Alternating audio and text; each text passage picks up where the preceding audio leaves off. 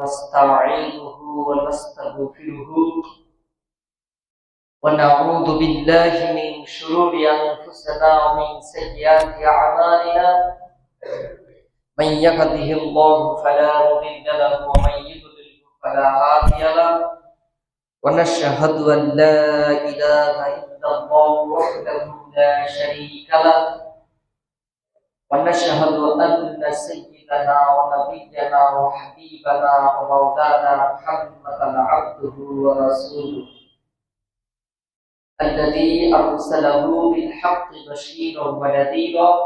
أما بعد فإن خير الحديث كتاب الله وخير الهدي هدي محمد صلى الله عليه وسلم وشر الأمور محدثاتها وكل محدثة بدعة وكل بدعة ضلالة وكل ضلالة في النار. أما بعد أعوذ بالله من الشيطان الرجيم.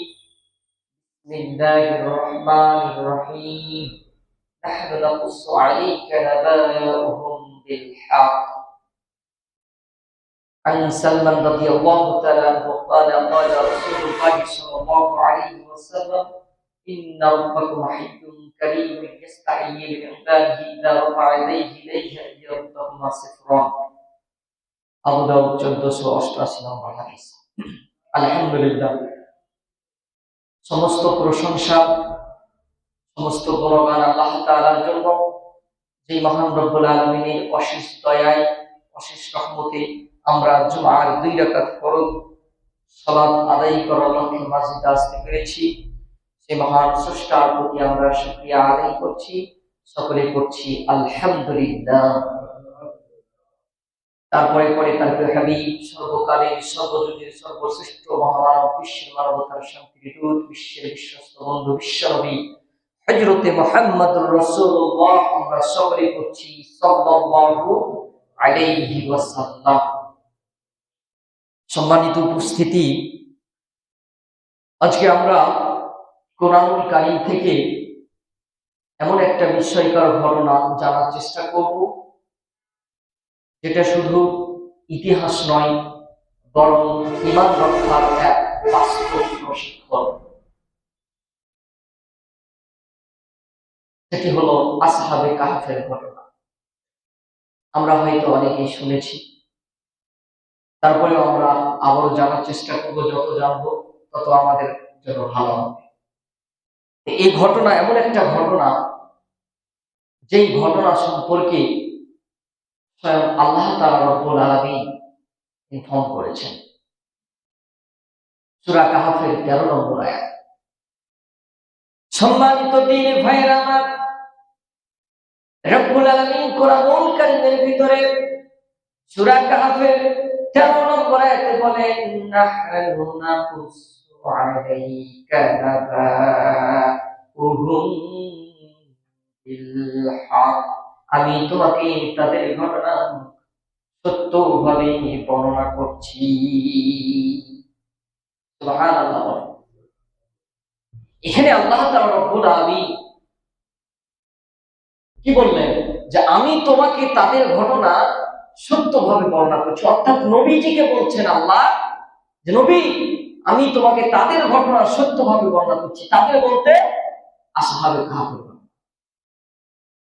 আসহাবে কাহফের ঘটনা যে সত্য, চিরন্তন সত্য, ইটস নট ডাউট, সেটা আমরা নিশ্চিত হলাম।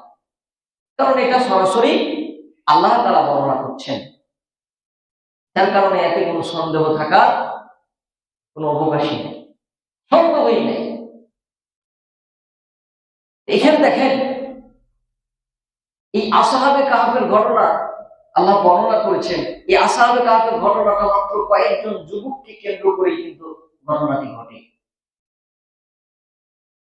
এই যুবকদের প্রতি আল্লাহ তাআলা কতটা সন্তুষ্টি ছিলেন, আল্লাহ তাআলা তাদের প্রতি কতটা খুশি ছিলেন, তাদের ইবাদত বন্দেগী, দাসত্ব, গোলামি, তাদের কাজ কর্ম ক্রিয়া আল্লাহর কাছে কতটা গ্রহণযোগ্য হলে আল্লাহ তাআলা রব্বুল আলামিন তাদের এই ঘটনা গোটা পৃথিবীর মানুষের জন্য ঈমান রক্ষার বাস্তব প্রশিক্ষণ হিসাবে, উপমা হিসাবে তিনি কোরআন কারীমের ভিতরে তুলে ধরেন। সকলে বলি সুবহানাল্লাহ। তারা কিন্তু কোনো নবী ছিলেন না, রাসূল ছিলেন না, ফেরেশতা ছিলেন না, এমনকি নবীজির সাহাবীও ছিলেন না। তারা সাধারণ যুবক ছিলেন। কোন পর্যায়ের যুবক, তাদের ইমানটা কতটা স্ট্রং ছিল, মজবুত ছিল, পাওয়ারফুল ছিল, তারা ইমানের জন্য আল্লাহর জন্য কি করতেন, কি করতে পারতেন, যার কারণে আল্লাহ তাদের ঘটনা কোরআনে উল্লেখ করেন। সেই দিকে আমরা গেলেন, তাদের সমাজ ও সময়ের অবস্থা সম্পর্কে আমাদেরকে জানতে হবে ভাইয়েরা আমার। আল্লাহ তাআলা রব্বুল আলামিন তাদের ঘটনায় এমনি কোরআনে উল্লেখ করেন নাই, তার অবশ্যই কারণ রয়েছে। তারা এমন একটা সময়ে, এমন একটা সমাজে তারা বসবাস করতেন, যে সময়ে, যে সমাজের লোকেরা ছিলেন শিরকে নিমজ্জিত। সেই সময়ের সরকার যিনি ছিলেন, রাজা যিনি ছিলেন, বাদশাহ যিনি ছিলেন, তিনি হচ্ছেন জালেম বাদশাহ, অত্যাচারিত বাদশাহ। ইমান